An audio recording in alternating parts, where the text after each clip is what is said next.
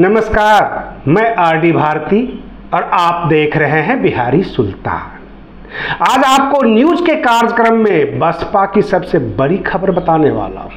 कांग्रेस क्या करने वाली है यह भी बताऊंगा। बिहार विधानसभा भंग होने वाली है और 24 जून को क्या होने वाला है। क्या हमारे देश के प्रधानमंत्री नरेंद्र मोदी जी बहुमत साबित कर पाएंगे?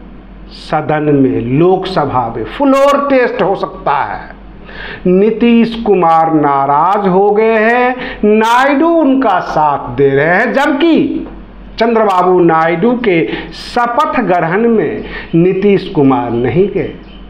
बहन मायावती जी के पास 9.5% अब मत प्रतिशत रह चुका है। कहने वाले तो ये भी कहते हैं कि बहन जी को जो ये मुस्लिम समीकरण था अल्पसंख्यक, तो उनके हिसाब से अल्पसंख्यक ने उन्हें धोखा दिया है, वोट नहीं दिया, क्योंकि 80 लोकसभा सीट के ऊपर 35 सीट पर अल्पसंख्यक उम्मीदवार इन्होंने दिए थे और उस हिसाब से इनको वोट नहीं मिला। अब सवाल यह उठता है, बहन मायावती जी का अल्पसंख्यकों से मोह भंग हो गया? कांग्रेस ने एक बड़ा ऑफर दे दिया, जबकि बहन मायावती जी के पास अभी 0 सीट है। और रही बात ये कि 2019 में उन्हें 19.5% वोट मिला था। 10 कैंडिडेट भी जीते थे, 10 लोकसभा सीट, और 2022 में वह 13% पे आके अटक गया। अभी 2024 के चुनाव में 9.5% यानी 10% वोट भागा है। अब 13 में से 9.5 को घटाएं तो जो बीच का प्रतिशत है वह भाजपा को नहीं गया, वह इंडिया गठबंधन को गया है। अब सवाल यह उठता है, यह जग जाहिर हो चुका है कि 16 के 16 लोकसभा सीट पर भाजपा इसलिए जीती क्योंकि बसपा एक बड़े मार्जिन वोट ले लिया। बसपा थोड़े वोट से हारी है, तो वह 16 लोकसभा सीट, यह समझ में आता है कि बसपा का अभी भी धमक है। सामने 2027 का उत्तर प्रदेश का विधानसभा चुनाव है, तो 16 लोकसभा का मतलब 100 विधानसभा, और 100 विधानसभा अगर कांग्रेस दे देती है इन्हें वही 16 लोकसभा सीट, तो बहन मायावती जी को क्यों नहीं राजी हो जाना चाहिए 2027 की चुनावी रणनीति को तैयार करने में? क्योंकि बसपा का वोट बैंक खिसक चुका है और बसपा के लिए एक अलग से दलित सांसद चंद्रशेखर आजाद एक विकल्प के रूप में भाजपा के लिए भी और इंडिया गठबंधन के लिए भी सामने नजर आते हैं। कहा तो यह भी जाता है, SC/ST क्लास में जो बुद्धिजीवी वर्ग हैं, जो ब्यूरोक्रेट्स हैं, वो सबने बसपा का समर्थन किया और उनके ऊपर निगाह भी रखते हैं। कहीं ये बुद्धिजीवी वर्ग मजबूत उम्मीदवार, मजबूत नेता समझकर चंद्रशेखर आजाद के तरफ तो ना बढ़ जाए। और बसपा के लिए यह आखिरी मौका है।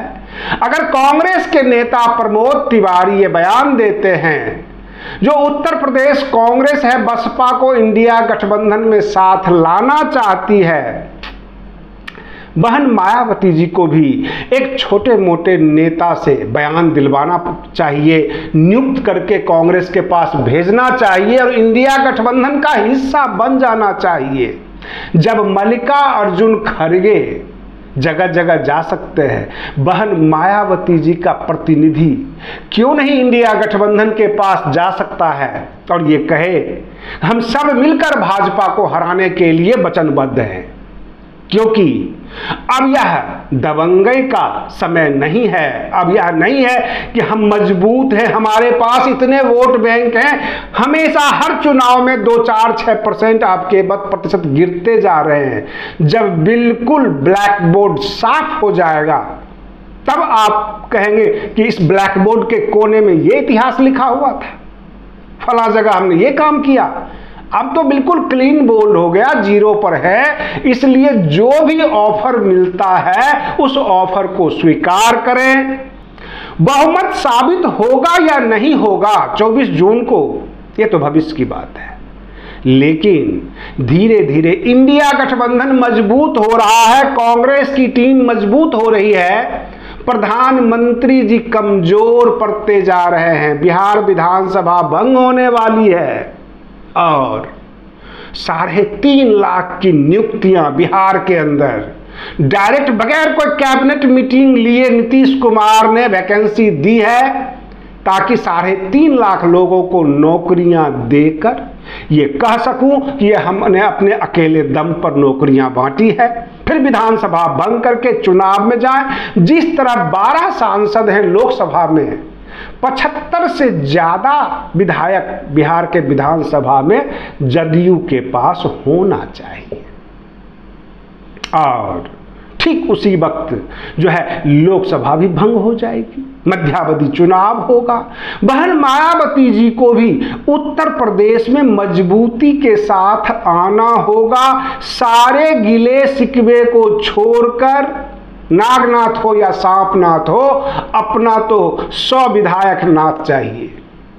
और इस तरह से बसपा को इसी स्ट्रेटजी पर काम करना चाहिए।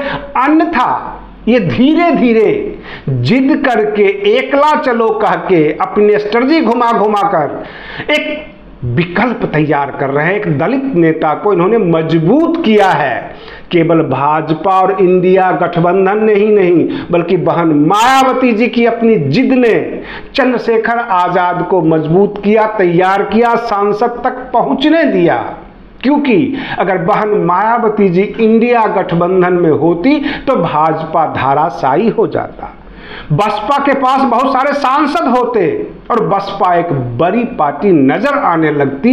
लेकिन आज भी प्रमोद तिवारी जी अथवा कांग्रेस अपनी फेस सेव करने के लिए ही सही, लेकिन कह तो रहे कि बहन मायावती जी को पुनर्विचार करना चाहिए, इंडिया गठबंधन में आना चाहिए भविष्य के लिए।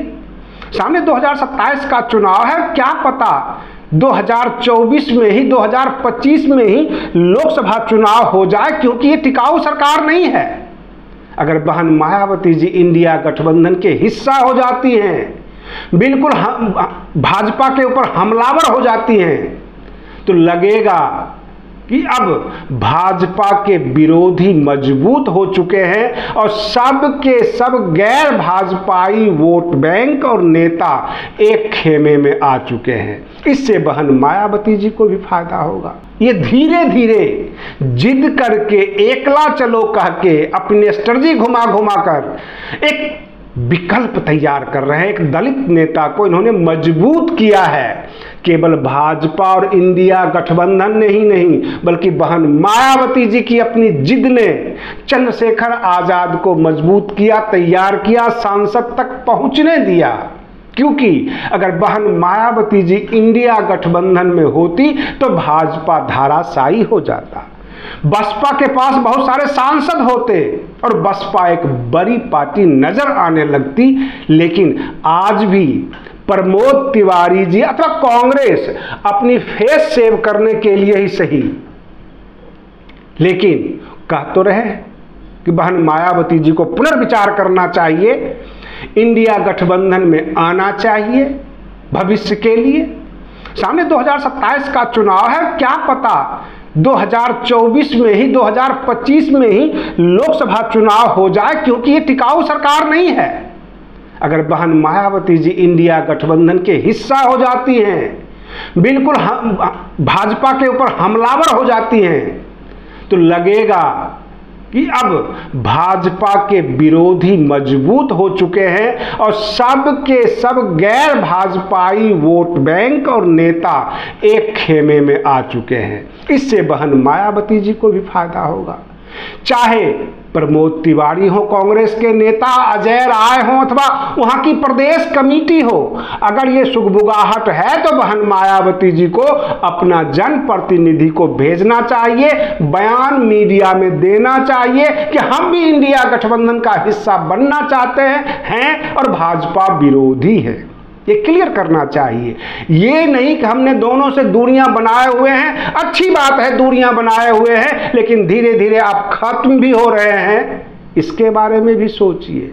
और यही आज की मांग है, बहुजन समाज की मांग है, मीडिया में यही चल रहा है। मीडिया हमेशा से बसपा को नीचा दिखाने की, छोटा दिखाने की, बहन मायावती जी की स्ट्रेटजी को गलत बताने की कोशिश करती आई है, लेकिन जैसे ही बहन मायावती जी इंडिया गठबंधन का हिस्सा बनती हैं, मीडिया भी चुप हो जाएगी, बसपा के आलोचकों की भी चुप्पी साध ली जाएगी और बसपा मजबूत हो जाएगी।